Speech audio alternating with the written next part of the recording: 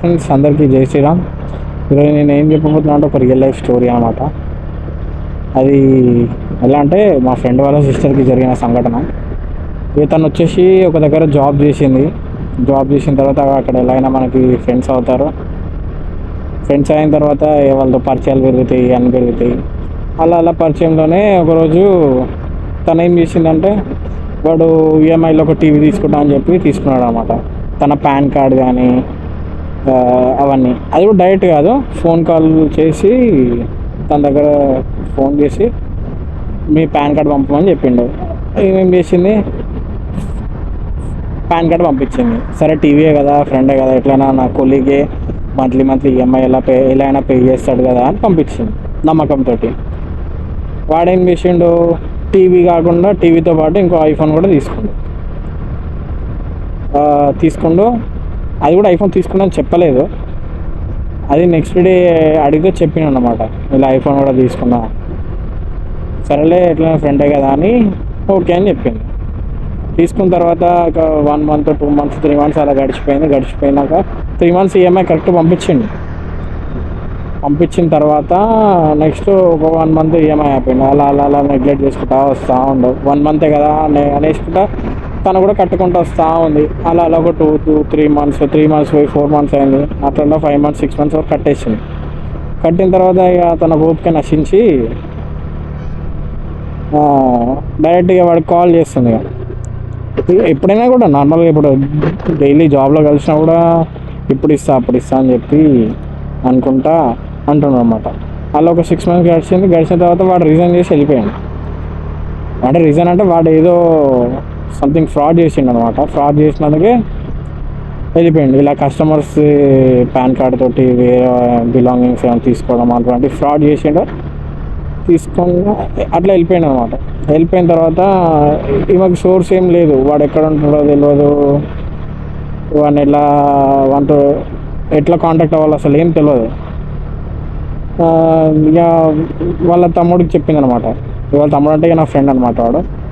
వాళ్ళ తమ్ముడికి చెప్తే నేను మెల్లగా ఇట్లా కాల్ చేసుకుంటా వెళ్ళి మెల్లగా వాడి హాస్టల్ని దోలాడి అట్లా ఒక హాస్టల్ దగ్గరికి వెళ్ళిన తర్వాత కలిసినాం అనమాట. కలిస్తే ఇస్తా బ్రో అనుకుంటా అన్నాడు. అలా ఒక 2-3 times రప్పించుకుండు.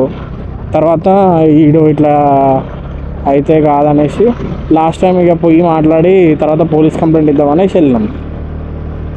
వెళ్తే వాడు హాస్టల్ నుంచి పరాలి, హాస్టల్లో లేడు. ఇంకా హాస్టల్ నుంచి అటు వెళ్ళిపోయిండు. వాడి గురించి ఎవరికి కాల్ చేయలేము, ఎవరికి కాల్ చేసినా రెస్పాండ్ అయ్యే సిచ్యువేషన్ లేదు. అట్లా అమౌంట్ కాస్త ఇప్పుడు అమౌంట్ ఈఎంఐ కట్టట్లేదు కాబట్టి ఈ అమ్మాయికి ఫోర్స్ చేస్తూ ఉన్నారు.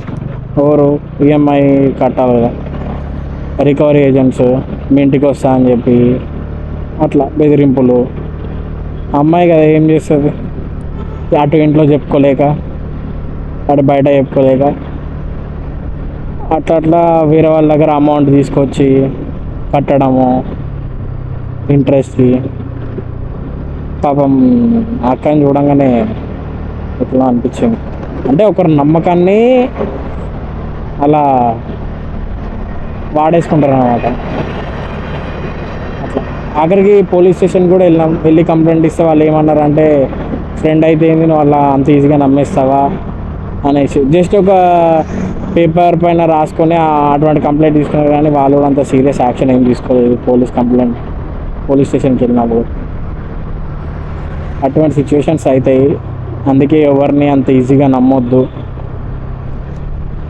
చూసుకోండి ఫ్రెండ్స్.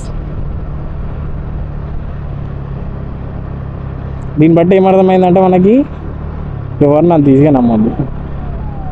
నమ్మినా సరే మనం వాళ్ళని ఉంటుంది ఎవరికి ఎంత లిమిట్ అని, ఆ లిమిట్స్ క్రాస్ చేయనివద్దు. అంతే ఫ్రెండ్స్. ఒకరికి ఇచ్చి మనం బాధపడడం ఎందుకు.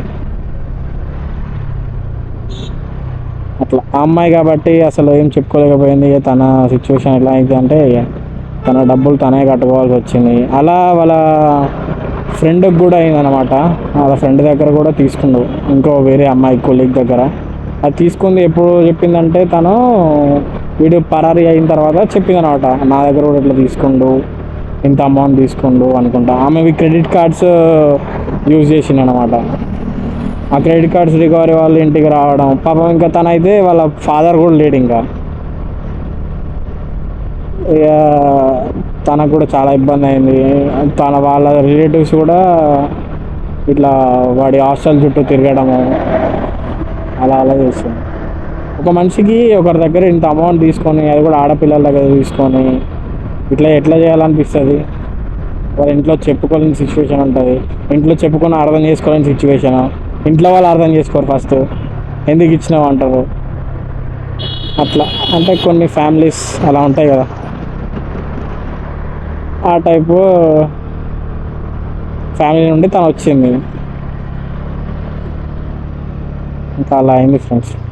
మీరు కూడా ఎవరిని నమ్మొద్దు, నమ్మినా సరే ఎవరిని ఎక్కడ పెట్టాలో అక్కడ పెట్టాలి.